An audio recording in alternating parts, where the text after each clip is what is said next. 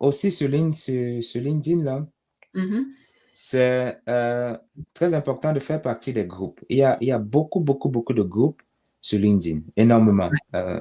d'une thématique à l'autre.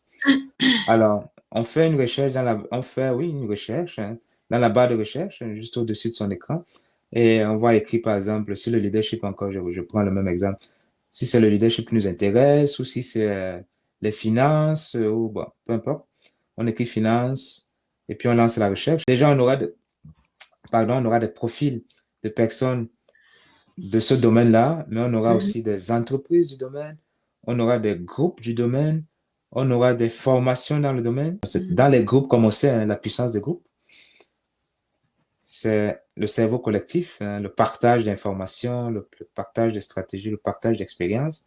On apprend tellement, tellement, tellement quand on fait partie des groupes sur LinkedIn. Ok. Une autre manière d'optimiser son profil, Eleonore, pour continuer à répondre à ta question, une très très belle question d'ailleurs, c'est de demander des recommandations.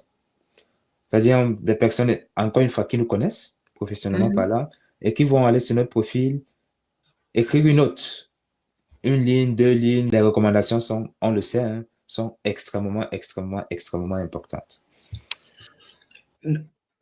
Vas-y. Quelqu'un qui nous entendrait pourrait se dire, mais en quoi c'est pertinent d'avoir ces recommandations? Quand un recruteur, quand il va sur ton profil, Mhm. ce qui va l'intéresser, ce ne sont pas seulement les diplômes et certifications qu'il voit Ok. ou qu'elle voit. Mhm. C'est aussi les recommandations. Les recommandations, nous le savons, sont très, très, très importantes. Ok.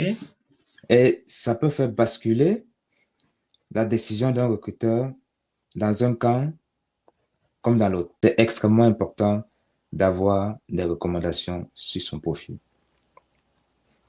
Voilà ce que je peux dire.